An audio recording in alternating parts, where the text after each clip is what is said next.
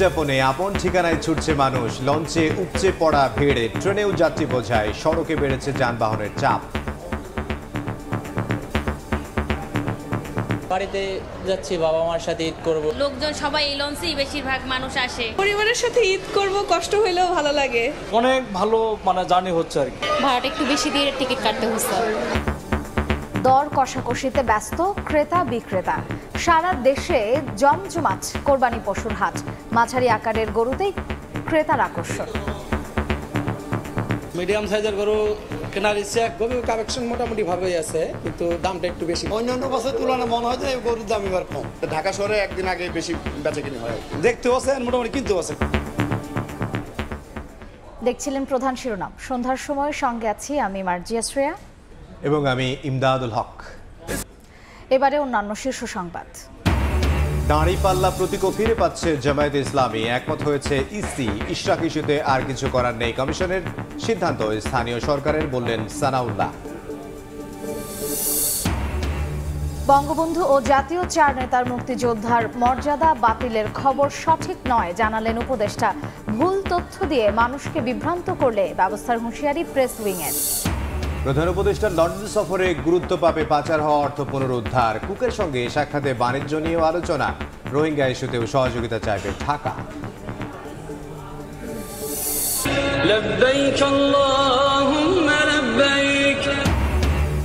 কাল পবিত্র হজ। লাব্বাইক ধ্বনিতে প্রকম্পিত মিনা। তাবুর শহরে লাখ লাখ হাজি। সারা রাত অবস্থানের পর বাদ ফজর আরাফাতের ময়দানে যাত্রা।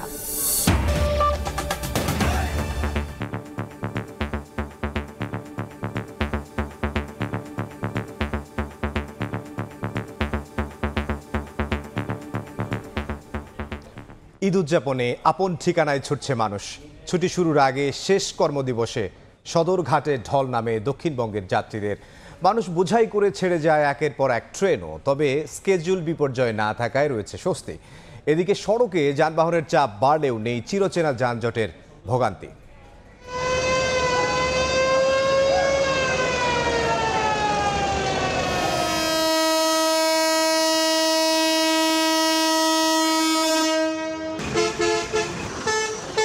কর্মব্যস্ত জীবনকে ছুটি দিয়ে প্রিয়জনের পানে ছুটে চলা শুধু ধর্মীয় উৎসবের জন্য নয়, এক পরিবার সামাজিক সম্মেলনের প্রস্তুতি। শেষ কর্মদিবসের পর শুরু ঈদের ছুটি, তাই সব কাজের ইতি টেনে এখন বাড়ির পানে ছুটে চলা। বুধবার সন্ধ্যা হতেই সদরঘাট লঞ্চ টার্মিনালে দক্ষিণাঞ্চলগামী মানুষের ভিড়। ভোলা, বরিশাল, ঝালকাঠি, পটুয়াখালী সহ বিভিন্ন রুটের যাত্রী আগেভাগে উঠে পড়েন যার যার লঞ্চে। ছুটি পেয়েছি, চাকরি করি, তো দিনকাল ভালো হয়ে যাবে। এই ঈদের আনন্দটা বাবা মায়ের সাথে করতে চাই, সবাই একসাথে। আগে আসছি এই জন্য, কারণ আমাদের এখানে লঞ্চে সিট পাওয়া যায় না। লঞ্চে আগে উঠছি তো জায়গা পাই না, ইল্লিগাল। এদিকে সন্ধ্যার পর রেলপথের যাত্রীরাও ভিড় করেন কমলাপুর ও বিমানবন্দর স্টেশনে। প্ল্যাটফর্মে ট্রেন আসা মাত্রই হুমড়ি খেয়ে পড়েন সবাই। অন্যান্য বছর উত্তরবঙ্গগামী ট্রেনের শিডিউল বিপর্যয়ের অভিযোগ বেশি থাকলেও যমুনা রেল সেতু চালুসহ ব্যবস্থাপনায় উন্নতিতে এবার বদলে গেছে চিত্র। স্বস্তির যাত্রায় উচ্ছ্বাসের ছাপ যাত্রীদের মাঝে। অনেক আনন্দ লাগছে। আমি যাচ্ছি, আমার ভাইয়া যাচ্ছে, আমার পাপা যাচ্ছে, আর আমার আম্মু যাচ্ছে। সবাই মিলে একসাথে ছুটি কাটাবো, মজা করব। আলহামদুলিল্লাহ, ফ্যামিলি নিয়ে খুব ভালো যাচ্ছি। মা বাবা ছেলে মেয়ে বউ আছে, এদের সাথে ঈদ করার মজা আলাদা। অনেকদিন ধরে অনেকের সাথে দেখা হয় না, ওদের সাথে এখন দেখা হবে। 120 কিলোমিটারে আমরা দ্রুত বেগে চলে যাচ্ছি, আর সময় ক্ষেপণ করার দরকার হচ্ছে না। ট্রেনে এত দ্রুত নদী পার হয়ে আমরা চলে যাচ্ছি। উত্তরবঙ্গগামী যে কোনো যাত্রী আমরা রয়েছি তাদের জন্য একটা পরম পাওয়া। সড়কপথেও বেড়েছে গাড়ির চাপ, তবে যানজটে ভোগান্তির কোনো চিত্র এখনো দেখা যায়নি। মহাসড়ক যানজট মুক্ত রাখতে হাইওয়ে পুলিশের সঙ্গে কাজ করছে সেনাবাহিনীও। তোহা খান তামিম, সময় সংবাদ, ঢাকা। ঈদে ঘরমুখী মানুষের খবর জানাতে এই মুহূর্তে সদরঘাট লঞ্চ টার্মিনালে আছেন তোহা খান তামিম এবং বিমানবন্দর রেল স্টেশনে আছেন সাইফুল রুদ্র। সরাসরি প্রথমে যাচ্ছি তামিমের কাছে। সন্ধ্যার পরে বরিশালের বিভিন্ন যে রুটগুলো রয়েছে সেখানে বেশ কিছু লঞ্চ ইতিমধ্যে ছেড়ে গিয়েছে। আমি যদি বলে থাকি তাহলে একটু দেখাতে চাই, ঠিক পন্টুনে কিন্তু গিজগিজ করছে মানুষ। বলা যায় যে হাজার হাজার মানুষ এই মুহূর্তে দক্ষিণাঞ্চলগামী যে যাত্রীরা রয়েছেন তারা ভিড় করছেন বিভিন্ন যে পন্টুন রয়েছে পন্টুনে, এবং তাদের যে গন্তব্যের রুটগুলো রয়েছে সেই রুটের যে লঞ্চগুলো রয়েছে সেই লঞ্চে ওঠার জন্য তাদের যে একটি চেষ্টা, সেই চেষ্টা আমরা লক্ষ্য করছি। পাশাপাশি দুপুরের পর থেকে আমরা লক্ষ্য করেছি যে বিভিন্ন লঞ্চগুলো ইতিমধ্যেই পরিপূর্ণ হয়ে গিয়েছে যাত্রীদের, বিভিন্ন যে ডেকগুলো রয়েছে অর্থাৎ লঞ্চের নিচতলা পরিপূর্ণ হয়ে গিয়েছে যাত্রীর চাপে, যাত্রীদের ভিড়ে। যাত্রীরা বলছেন যে যাতে করে একটু আগে ভাগেই তারা উঠে পড়েছেন যেন কাঙ্ক্ষিত যে সিট সেই সিট তারা পেতে পারেন, সেই জন্য তারা আসলে তাদের যে গন্তব্যের লঞ্চ সেই লঞ্চে তারা উঠে পড়েছেন। বলে রাখি বিভিন্ন বেতাগি, ঝালকাঠি কিংবা পটুয়াখালী বিভিন্ন যে রুটগুলো রয়েছে সেই রুটগুলো ইতিমধ্যে ছেড়ে চলে গিয়েছে। এছাড়াও বড় বড় যেই রুটগুলো রয়েছে ভোলা, বরিশাল, এছাড়া অন্যান্য যেই বড় রুটগুলো রয়েছে, গন্তব্যগুলো রয়েছে সেই গন্তব্যের উদ্দেশ্যে লঞ্চগুলো ছেড়ে যাবে। বড় বড় যে লঞ্চগুলো রয়েছে, বিশেষ করে আমি যদি বলি সুন্দরবন 16, পারাবত 18 কিংবা অন্যান্য যে বড় যে লঞ্চগুলো রয়েছে, সাইজে বড় যে লঞ্চগুলো রয়েছে সেগুলো রাত্রি 8টার পরে তারা ছাড়বে। সংশ্লিষ্ট যারা রয়েছেন তারা বলছেন যে আজকে আসলে শেষ দিন, অর্থাৎ শেষ কর্মদিবসের যে যাত্রী চাপ, সেই যাত্রী চাপ আজকে কিন্তু শেষ যাত্রী চাপ, বিশেষ করে দক্ষিণাঞ্চলগামী মানুষের। এবং এই চাপটা আসলে তারা পরিপূর্ণভাবে যাতে করে মানুষ সবাই সুযোগ পান যাওয়ার জন্য, সেই জন্য তারা গন্তব্যের ওই হিসাব মাথায় করে, ওই সময়ের হিসাব করেই তারা আসলে যে লঞ্চ ছাড়ার যে বিষয়টি সেটি আসলে তারা ছাড়বেন। তবে রাত্রি 8টার আগে বড় লঞ্চগুলো ছাড়বে না বলে আসলে সংশ্লিষ্ট যে কর্তৃপক্ষ যারা রয়েছে তারা আমাদেরকে জানাচ্ছেন। তো দক্ষিণবঙ্গের পানিপথের যারা যাত্রী রয়েছেন, বিশেষ করে লঞ্চে যারা যাত্রী রয়েছেন, এই ছিল আমার কাছে সবশেষ। আমরা এখন চলে যাব রেলপথের যাত্রীর খোঁজ নিতে। বিমানবন্দর রেল স্টেশনে আছেন সহকর্মী সাইফুল রুদ্র। সহকর্মী তামিম যেমনটা বলছিলেন, আজ সবশেষ কর্মদিবস হওয়ায় যাত্রাপথে যাত্রীদের চাপ আগের তুলনায় কয়েক গুণ বেড়েছে। যে চিত্র আমরা দেখেছি বিমানবন্দর রেলওয়ে স্টেশনে এসে, দুপুরের পর থেকে বিমানবন্দর রেলওয়ে স্টেশনে যাত্রী সংখ্যা একের পর এক বেড়েছে। আমি যদি আরও সুন্দর করে বলতে চাই, সেটা হচ্ছে যে তিল ধারণের ঠাঁই ছিল না প্ল্যাটফর্মগুলোতে, এমন অবস্থা দেখেছি আমরা। এখন স্টেশনে আছে নরসিংদী কমিউটার ট্রেনটি। এটি ঢাকা থেকে নরসিংদীর উদ্দেশ্যে ছেড়ে যাবার কথা রয়েছিল সন্ধ্যা 7টায়, তবে 7 মিনিট পেরিয়ে গেছে, এখনও ট্রেনটি অবস্থান করছে। সম্ভবত যাত্রী চাপ বেশি থাকায় একেবারে শেষ পর্যন্ত যাত্রীরা ট্রেনে না ওঠা পর্যন্ত ট্রেনটি অপেক্ষা করবেন হয়তো বা আরও 3 থেকে 4 মিনিট। এর আগে আমরা যে ট্রেনগুলো ছেড়ে যেতে দেখেছিলাম, যে সিরাজগঞ্জ এক্সপ্রেস, ঢাকা থেকে চট্টগ্রামগামী সুবর্ণ এক্সপ্রেসে যাত্রী চাপ অতটা দেখা যায়নি, আসন অনুযায়ী যাত্রী ছিল। তবে বাকি যে ট্রেনগুলো ছিল, আঞ্চলিক ট্রেন কিংবা কমিউটার ট্রেনগুলো, সেগুলোতে যাত্রী চাপ ছিল একেবারে চোখে পড়ার মতো। এমনটাও দেখেছি যে জীবনের ঝুঁকি নিয়ে অনেক যাত্রীকে আমরা দেখেছি দরজায় দাঁড়িয়ে যেতে, এবং বিপুল সংখ্যক যাত্রী ট্রেনের ছাদে অবস্থান করছিলেন, ট্রেনের ছাদে চড়ে তারা বাড়ি ফিরছেন। আমি এই মুহূর্তে যে অবস্থাটি বলছি সেটি আপনাদেরকে জানিয়েছি, এর পরবর্তীতে যে আপডেট থাকবে সেটাও আমি জানানোর চেষ্টা করব। তো এই ছিল এই মুহূর্তে থাকা বিমানবন্দর রেলওয়ে স্টেশনের তথ্য। এই যাত্রার সবশেষ খবর জানতে সরাসরি ছিলাম বিমানবন্দর রেল স্টেশনে, এবং তার আগে ছিলাম সদরঘাট লঞ্চ টার্মিনালে। এবারে কোরবানির পশুর হাটের খবর।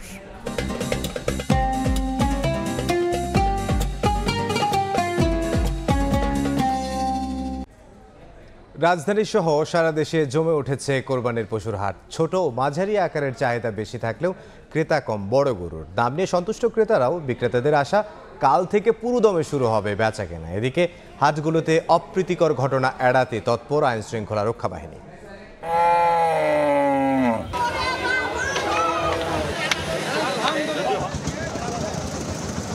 দুদিন পরই ঈদুল আজহা, শেষ মুহূর্তে জমে উঠেছে গ্রামগঞ্জ বন্দর শহরের কোরবানির পশুর হাটগুলো। সাধ্যের মধ্যে সেরা পশু কিনতে ঘুরছেন ক্রেতারা। পছন্দ হলেই খরিদ্দার আর ব্যাপারীর মাঝে চলছে দর কষাকষি। হাটে সব ধরনের গরু থাকলেও মাঝারি ও ছোট আকারের প্রতি ক্রেতার আকর্ষণ বেশি। তবে পশুর দাম নিয়ে রয়েছে মিশ্র প্রতিক্রিয়া। বাজার তো খুব গরম মনে হচ্ছে, দামও মোটামুটি বেশিও না, খুব একটা কমও না। ব্যাপারীরা বলছেন হাটে অতিরিক্ত পশু ওঠায় দাম কম। এছাড়া বৈরী আবহাওয়ায় বেচা বিক্রি কম হওয়ায় লোকসানের শঙ্কা তাদের। কাস্টমার মোটামুটি সবাই আসতেছে, বিভিন্ন দাম বলতেছে। পার্টি আছে ভাই, তবে বেচা তো হয়নি। আমি 4টা করে বিক্রি করছি, ছোট 4টা করে। রাজধানীর গাবতলী সহ বিভিন্ন হাটে কোরবানির পশু নিয়ে এসেছেন বিক্রেতারা। দিন গড়াচ্ছে আর ভিড়ও বাড়ছে। বিক্রেতাদের আশা বৃহস্পতি ও শুক্রবারই হবে মূল বেচাকেনা। যদি আমাদের মনের আশা 5 লাখ টাকা বেচবো, এটা আপনার মনে করেন 4 লাখ বলতেছে। 2 দিনের ভিতরে ইনশাল্লাহ আশা করি আমার গরু বেচা কিনে হয়ে যাবে। 4 দিনে আমরা না হইলেও 20টা গরু বেচা পালাই, কিন্তু এবার 4টা গরু বেচছি। ছাগলের দাম একদম সীমিত এবং ভালো বেচে কিনে হচ্ছে। জমজমাট হয়নি, আস্তে আস্তে জমজমাট হচ্ছে। এদিকে পশুর দামে সন্তুষ্ট বলে জানিয়েছেন ক্রেতারা। তবে হাসিল ঘরের সদস্যরা কেউ কেউ তুলছেন অভিযোগের সুর। গরুর কালেকশন মোটামুটি ভাবেই আছে, কিন্তু দামটা একটু বেশি মনে হচ্ছে। এবার গরুর দাম নাগালের ভিতরেই আছে, একটু কমই মনে হচ্ছে। অন্যান্য বারের তুলনায় ভালোই মনে হচ্ছে আর কি। কেউ কেউ বলতেছে না আলহামদুলিল্লাহ খুবই ভালো, আর বিক্রেতা কেউ কেউ বলতেছে যে না আমরা খুশি, কেউ কেউ আবার একটু বলতেছে যে না আমাদের লস হচ্ছে। মোটামুটি বেচাবেচি আলহামদুলিল্লাহ খুবই ভালো। এবার ঢাকা উত্তর ও দক্ষিণ সিটি মিলিয়ে মোট 21টি স্থানে পশুর হাট বসানো হয়েছে। প্রতিটি হাটেই বিক্রি হচ্ছে গরু, ছাগল, ভেড়া সহ বিভিন্ন প্রজাতির কোরবানির পশু। কামরুজ্জামান মামুন, সময় সংবাদ, ঢাকা। দাঁড়িপাল্লার প্রতীক সহ জামায়াতে ইসলামের নিবন্ধন ফিরিয়ে দিতে নীতিগত সিদ্ধান্ত নিয়েছে নির্বাচন কমিশন। ইসি আবুল ফজল মোহাম্মদ সানাউল্লাহ বলেছেন, ইশরাক ইস্যুতে গেজেট প্রকাশের মধ্যে দিয়েই কমিশন সাংবিধানিক কাজ সম্পন্ন করেছে।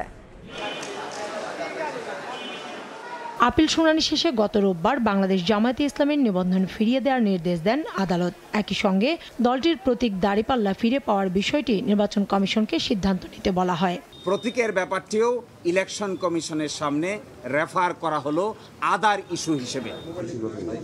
আদালতের রায়ের পরদিনই কমিশনে সাক্ষাৎ করতে আসে জামায়াতের প্রতিনিধি দল।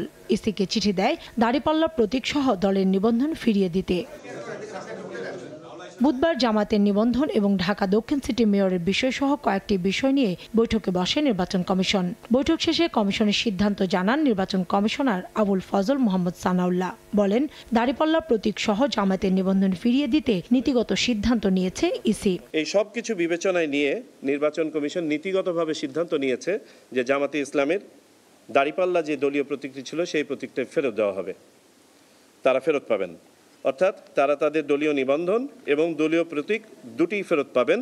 তবে দলীয় প্রতীকটি এখন যেহেতু আমাদের এসআরও করতে হবে, এটা একটা দাপ্তরিক প্রক্রিয়া আছে, একটু সময় লাগবে। কমিশনার বলেন, তফসিল থেকে গেজেট প্রকাশ করা পর্যন্ত নির্বাচন কমিশনের কাজ। তাই ইশরাকের গেজেট প্রকাশের মধ্য দিয়ে প্রতিষ্ঠানটির সাংবিধানিক দায়িত্ব শেষ করেছে ইসি। নির্বাচন প্রসেস শুরু হয় নোটিফিকেশনের মাধ্যমে তথা তফসিল ঘোষণার মাধ্যমে এবং সম্পন্ন হয় গেজেট পাবলিকেশনের মাধ্যমে। বিধায় আমরা মনে করি যে নির্বাচন কমিশন তার দায়িত্ব সম্পন্ন করেছে এবং গেজেট যেহেতু সেট অ্যাসাইড করা হয় নাই, গেজেট বহাল আছে, বিধায় আমরা মনে করি নির্বাচন কমিশনের কাজ ইতিমধ্যে সম্পন্ন হয়েছে। কমিশনার জানান, গেজেট করার পর স্থানীয় সরকার মন্ত্রণালয়ে পরবর্তী ব্যবস্থা নেওয়ার জন্য ইসি থেকে চিঠি পাঠানো হয়। সেই গেজেট এখনো বহাল রয়েছে বলেও জানান তিনি। যে আইনি বিষয়টি ছিল কাউসার চৌধুরী কুমু, সময় সংবাদ, ঢাকা। বন্ধু জাতীয় চার নেতা ও মুজিবনগর সরকারের সদস্যদের মুক্তিযোদ্ধার স্বীকৃতি বহাল থাকবে বলে জানিয়েছেন মুক্তিযুদ্ধ বিষয়ক উপদেষ্টা ফারুকী আজম। এদিকে প্রধান উপদেষ্টার প্রেস সচিব বলেন, মুক্তিযুদ্ধের খেতাব নিয়ে ভিত্তিহীন সংবাদ প্রচার করেছে বিভিন্ন গণমাধ্যম।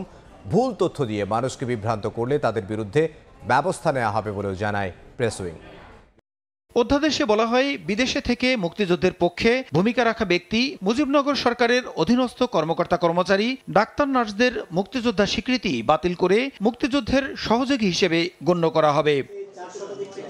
বুধবার সকালে সচিবালয়ে এ বিষয়ে মুক্তিযুদ্ধ বিষয়ক উপদেষ্টা ফারুকী আজম সাংবাদিকদের বলেন, ৭২-এর সংবিধানের আলোকেই মুক্তিযোদ্ধা এবং মুক্তিযুদ্ধের সহযোগী পদবি যুক্ত করা হয়েছে। শেখ মুজিবুর রহমান সহ জাতীয় চার নেতার মুক্তিযোদ্ধা স্বীকৃতি বাতিলের তথ্য সঠিক নয় উল্লেখ করে উপদেষ্টা বলেন, মুক্তিযুদ্ধ পরিচালনা করা মুজিবনগর সরকারের সঙ্গে যুক্ত সবারই মুক্তিযোদ্ধা স্বীকৃতি থাকবে। মুজিবনগর সরকার ইটসেলফ এবং তার দ্বারাই স্বীকৃত অন্যান্য সকল বাহিনী যারা সশস্ত্রভাবে যুদ্ধ করেছে তারা সবাই মুক্তিযোদ্ধা হবেন। এটাই তাহলে মুজিবনগর সরকারের মধ্যে কে ছিলেন? শেখ মুজিবুর রহমান ছিলেন, সৈয়দ নজরুল ইসলাম সাহেব ছিলেন, তাজউদ্দিন সাহেব ছিলেন, মনসুর আলী সাহেব ছিলেন, কামরুজ্জামান সাহেব ছিলেন, খন্দকার মুস্তাক সাহেব ছিলেন। এরা সবাই মুক্তিযোদ্ধা। যারা সহযোগী মুক্তিযোদ্ধা হবেন তারা মর্যাদা ক্ষুণ্ণ হয়েছে, এইটা মোটেও না। এদিকে প্রধান উপদেষ্টার প্রেস সচিব বলেন, মুক্তিযুদ্ধের খেতাব নিয়ে ভিত্তিহীন সংবাদ প্রচার করেছে বিভিন্ন গণমাধ্যম। ভুল তথ্য দিয়ে মানুষকে বিভ্রান্ত করলে তাদের বিরুদ্ধে ব্যবস্থা নেওয়া হবে বলে জানান উপপ্রেস সচিব আবুল কালাম আজাদ মজুমদার। মুজিবনগর সরকারের রাষ্ট্রপতি শেখ মুজিবুর রহমান সহ শতাধিক নেতার মুক্তিযুদ্ধের স্বীকৃতি বাতিল করা হয়েছে।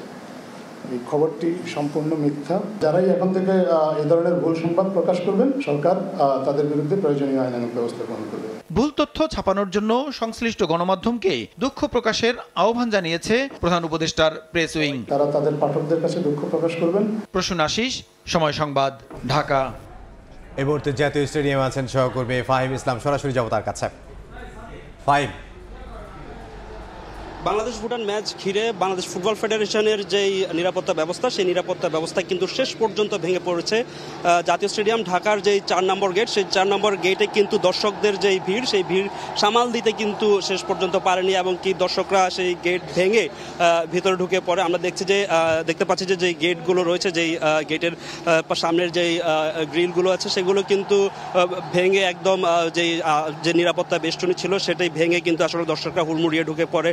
এমনকি স্টেডিয়াম এলাকায় দিক বিদিক দর্শকদের ছুটাছুটি। আসলে বাফুফে যে বলেছিল তারা যে আসলে সুব্যবস্থা, নিরাপত্তার যে সুব্যবস্থা, সেটি কঠোর নিরাপত্তা ব্যবস্থা করেছে। শেষ পর্যন্ত কিন্তু ফুটবল ফেডারেশন ব্যর্থ হয়েছে। বাংলাদেশের যে গণজাগরণ, ফুটবলের সেই গণজাগরণের প্রথম যে ধাপটি, সেই ধাপটি কিন্তু আসলে বাংলাদেশ ফুটবল ফেডারেশন বলতে গেলে আসলে সামাল দিতে পারেনি। আপনারা দেখছেন যে আসলে এই নিরাপত্তা বেষ্টনীগুলো ভেঙে আসলে দর্শকরা ভিতরে ঢুকে পড়ে এবং কি দর্শকদের চাপ সামাল দিতে কিন্তু হিমশিম খেতে হচ্ছে। আমরা স্টেডিয়াম এলাকায় কিন্তু দর্শকরা যারা আশপাশে ছিলেন তারা ছুটে আসছেন দিক বিদিক এবং কি দিক বিদিক ছোটাছুটি করছেন এবং কি যে দর্শকরা আছেন সেই দর্শকরা এসে এবং বাংলাদেশ ফুটবল ফেডারেশনের যেই ভুটানের সাথে যে ম্যাচ, সেই ম্যাচটা দেখার জন্য যারা উদ্গ্রীব হয়ে আছেন তারা কিন্তু অনেকে যারা টিকিট পেয়েছেন তারা দেখতে পারবেন না, কারণ এই বিশৃঙ্খলার কারণে এবং কি বাংলাদেশ ফুটবল ফেডারেশন শেষ পর্যন্ত ব্যর্থ হয়েছে। তো বাংলাদেশ ভুটান ম্যাচ নিয়ে এই ছিল আমার কাছে সবশেষ খবর। জাতীয় স্টেডিয়াম থেকে ফাহিম ইসলাম। লন্ডন সফরে পাচার হওয়া অর্থ পুনরুদ্ধারের বিষয়টি গুরুত্ব পাবে বলে জানালেন ভারপ্রাপ্ত পররাষ্ট্র সচিব রুহুল আলম সিদ্দিকী। সফরে রোহিঙ্গা ইস্যুতেও সহযোগিতা চাওয়া হবে বলে জানান তিনি। এদিকে সকালে যমুনায় ডক্টর ইউনূসের সঙ্গে সাক্ষাৎ করেন বাংলাদেশে নিযুক্ত British high commissioner Sarah Cook. আগামী 9 জুন প্রধান উপদেষ্টা যুক্তরাজ্য সফরের আগে বুধবার সকালে রাষ্ট্রীয় অতিথি ভবন যমুনায় ডক্টর ইউনূসের সঙ্গে সাক্ষাৎ করেন বাংলাদেশে নিযুক্ত British high commissioner Sarah cook.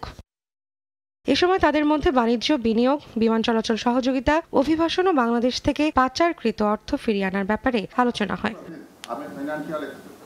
এদিন বিকেলে পররাষ্ট্র মন্ত্রণালয়ে প্রধান উপদেষ্টার আসন্ন যুক্তরাজ্য সফর নিয়ে সংবাদ সম্মেলন করেন ভারপ্রাপ্ত পররাষ্ট্র সচিব রুহুল আলম সিদ্দিকী। জানান, দুদেশের সম্পর্ক উন্নয়নে সফরটি গুরুত্বপূর্ণ হলেও জোর দেয়া হবে পাচারকৃত অর্থ পুনরুদ্ধারে। আর তাই সফর সঙ্গী হবেন বাংলাদেশ ব্যাংকের গভর্নর এবং দুদক মহাপরিচালক। ব্যক্তির বিষয়ে যত না বেশি পদক্ষেপ নিয়েছি বা নিচ্ছি, তার চেয়ে বেশি আমাদের পাচার হয়ে যাওয়া অর্থ উদ্ধার করাটাই বেশি জরুরি আমরা মনে করছি।